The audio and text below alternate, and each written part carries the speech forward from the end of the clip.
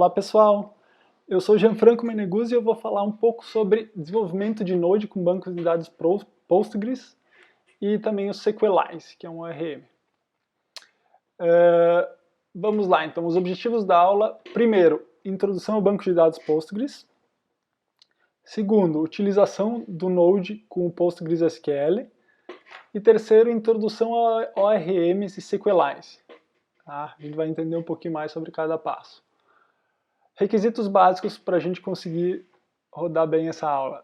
Ter o Node.js instalado, versão 8 ou superior, banco de dados Postgres instalado, e clonar o repositório se quiser fazer os exercícios. Tá? Está ali o repositório. Introdução ao banco de dados Postgres. Vamos lá então. O que é o PostgreSQL? Postgres ele é um banco de dados relacional. O que um banco de dados relacional é? O próprio nome já diz, ele é um banco que contém relações. Então, o que seria um banco não relacional? Tá? Existem bancos que se chamam NoSQL, que seriam, eles têm relações entre os documentos que eles chamam, mas ele não tem esse vínculo forte, como o Postgres, como o SQL Server, como o MySQL. São todos bancos de dados relacionais. O MongoDB já não, ele é um banco de dados NoSQL. Tá? Então, mais ou menos, a gente vai começar a mexer e vai entendendo um pouquinho, se você já não tem essa noção, de o que é um banco de dados e como é que funciona esse relacionamento. O Postgres em si ele é open source, isso é uma grande vantagem, então se você tem alguma questão, algum bug report, você pode ir lá e submeter para a equipe do Postgres, ou inclusive pode criar uma nova versão do Postgres para você mesmo.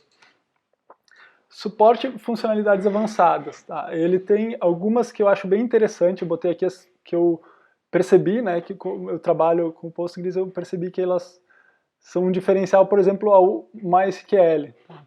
O ID ele é um identificador único que é gerado, por exemplo, quando você tem dois bancos de dados separados, ou em localidades diferentes. Quando você gera um ID, você muitas vezes não vai querer gerar aqui um ID e aqui outro ID. E você não quer que eles sejam o mesmo ID, tá? Porque isso pode dar conflito na hora de você juntar essas duas informações. Então o ID ele é bem interessante nesse caso, porque ele cria IDs únicos, e existe uma probabilidade ínfima deles serem iguais, e nesse tipo de situação onde você quer sincronizar um banco, é interessante utilizar o UID. E ele já tem o suporte nativo no Postgres, e é isso que é interessante.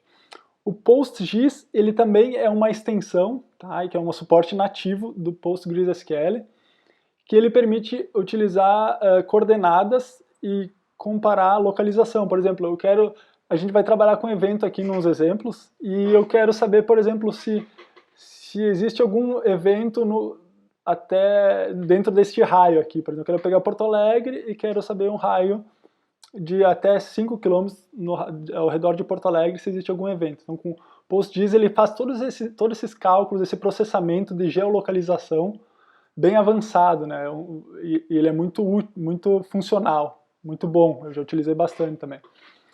O Naxent, ele também é uma vantagem que ele remove, por exemplo, você quer fazer uma pesquisa e tirar, por exemplo, você quer buscar a palavra cirurgião, mas as pessoas às vezes buscam cirurgião sem acento, por algum motivo, então você quer procurar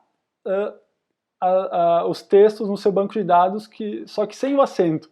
Então você usa essa funcionalidade do Naxent, que é uma extensão também, e você retira, então ele vai procurar cirurgião com acento, ele vai tirar o acento e vai comparar, então ele vai achar sem com acento também no seu banco de dados. É uma situação que pode acontecer. Vamos lá, então. Essas são algumas das vantagens. Tá? Ele tem mais, mas eu foquei em algumas peculiaridades. Utilizando o PostgreSQL. Então, vamos lá. Eu estou utilizando de duas formas o Postgres para mostrar para vocês. Uma é no Windows, tá? Então, basicamente, eu instalei o Postgres naquele site, naquele link que está lá no slide. E a gente abre ele aqui, ó, pgadmin 4, ele já conecta no PostgreSadmin. tá? Você tem na hora que você criou, você colocou uma senha, ele provavelmente vai lhe pedir aqui. Ele abriu tudo já, mas basicamente o que é? Esses aqui são os servidores, né? Você tem um servidor aqui, Postgres, a versão do Postgres, pode ser diferente de vocês, não tem problema para os nossos exemplos. O database, ele tem 3, a gente vai utilizar o Postgres, que é o padrão, e vai aqui nos esquemas, que são seriam as subdivisões do banco, né? Tem o esquema public, que é o padrão. E aqui que a gente vai rodar as nossas queries, tá? O que são as queries? São basicamente os comandos que você envia para o banco de dados, tá? São consultas, inserts, entre outros, né? Então, aqui a gente vai fazer o primeiro teste nosso aqui. Então, a gente tem, se você fez um clone do repositório que a gente mandou, que está nos slides, você vai ter que fazer um git checkout aqui, git checkout passo 1. Tá, já estamos no passo 1, então aqui você vai ver que tem a pasta SQL. Vamos começar a brincadeira então. Vamos primeiro criar uma tabela chamada evento. Ela simplesmente tem um nome e um ID. Tá? Então nós vamos para cá. Aqui, ó. Então nós vamos colocar aqui, ó, create table. A gente vai executar. Ele diz, ó, query returned successfully. Então, o que quer dizer? Ele criou, o que esse comando faz? Ele cria uma tabela chamada evento, com um ID serial, que o ID, no caso, é o nome da coluna. O serial é o tipo progressivo, então ele vai criando os IDs de forma sequencial. E o nome, ele é uma string, né, de até 50 caracteres. Ela é única e ela não pode ser nula. Tá? Vamos lá, então. Próximo, vamos criar mais uma tabela. Participantes e a mesma coisa, e evento participantes. Tá? Vamos já criar as outras duas tabelas. Aqui, ó. Copiei e só vou rodar. O que acontece? A gente vai ver aqui, ó, nas tables, você vai ver que estão as tabelas que a gente criou aqui, ó. Tá? Evento participante e participante. Agora com essas tabelas criadas, a gente pode fazer alguns... Se você fizer o seguinte, ó, se quiser vir aqui e view data, all rows, você vai ver que ela está vazia, obviamente, porque a gente não inseriu nenhum dado, tá? E agora que a gente vai começar a inserir. Então a gente foi dividido assim para justamente vocês verem cada etapa do processo de utilizar banco de dados. Então, primeiro a gente cria os eventos, tá?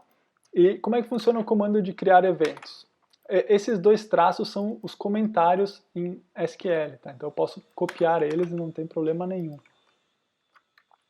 Ó, agora aqui eu vou lá de novo, vou clicar aqui, ó, Query Tool, e aí vou colar o comando e executar.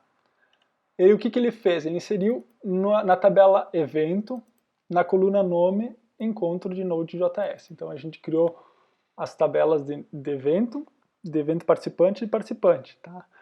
O que é importante entender aqui? Né? Que o evento e o participante têm uma ligação. Tá? Essa ligação é feita através da tabela evento participante.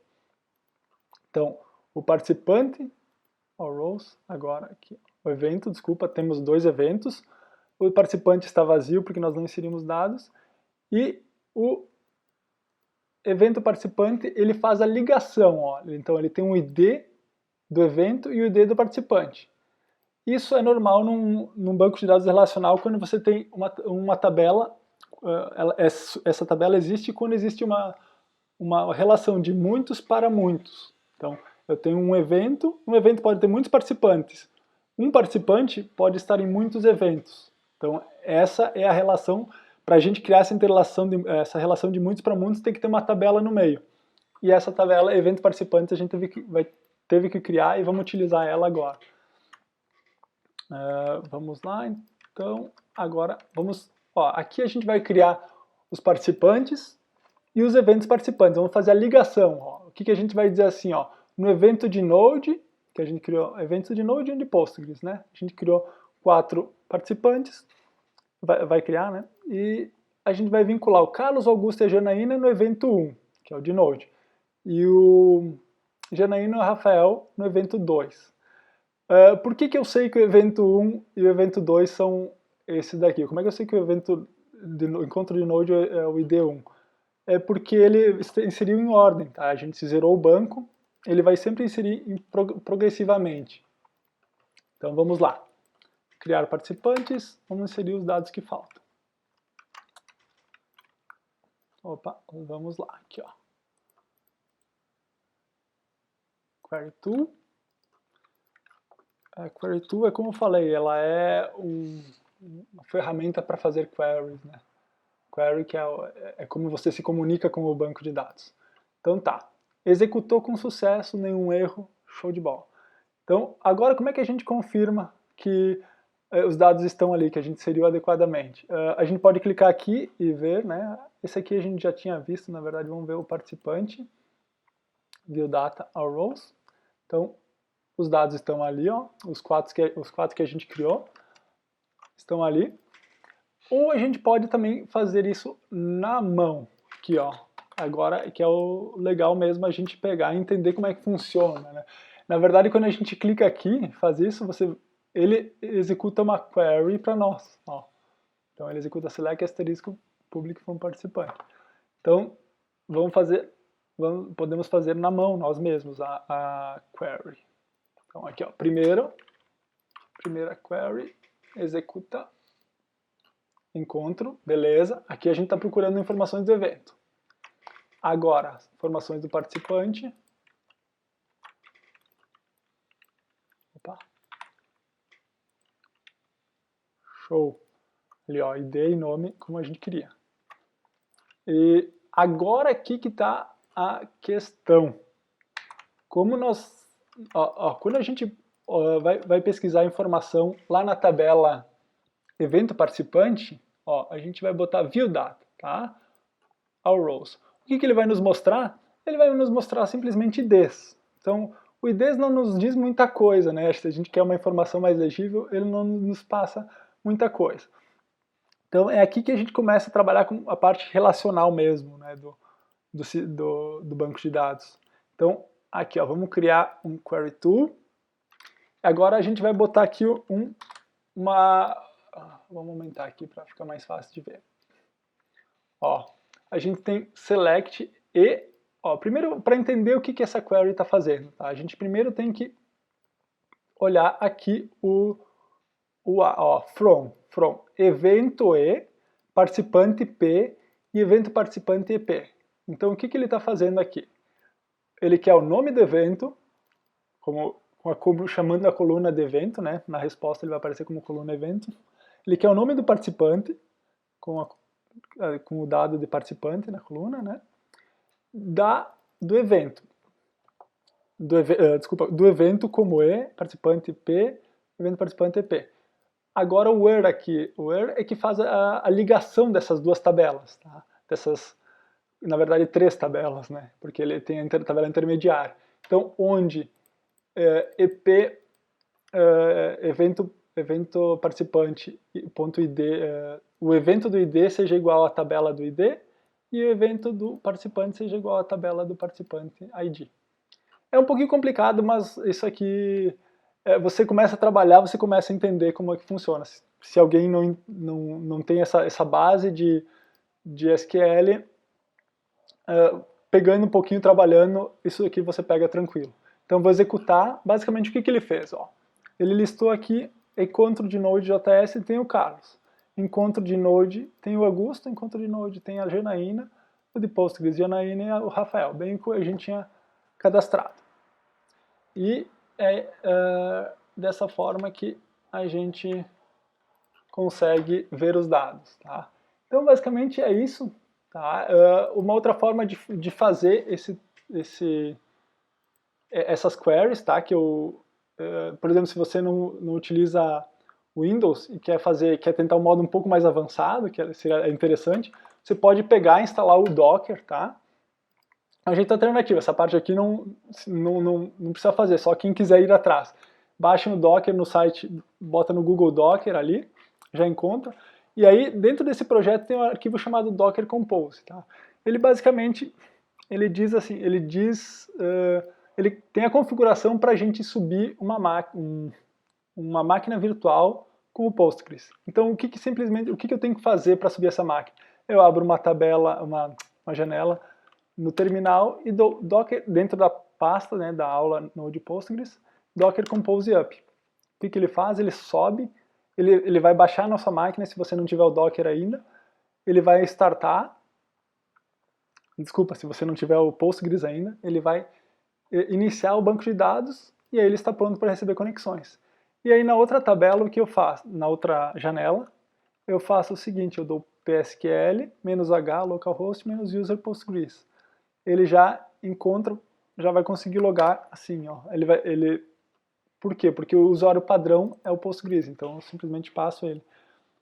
E aí digito assim a Postgres, e agora eu estou no terminal. Esse aqui seria uma forma um pouco mais roots, dizendo assim.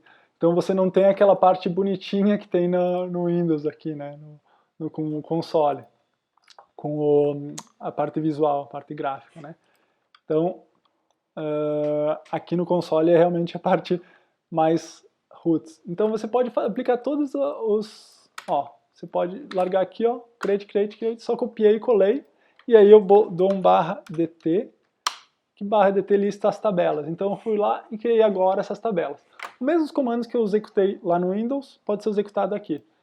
E o que é legal, é muito mais componentizável o Docker. Então você pega um projeto, começa um projeto novo, só joga esse arquivo ali do Docker Compose, você já tem um banco de dados pré-configurado ali, não precisa baixar, criar uma nova instância, né?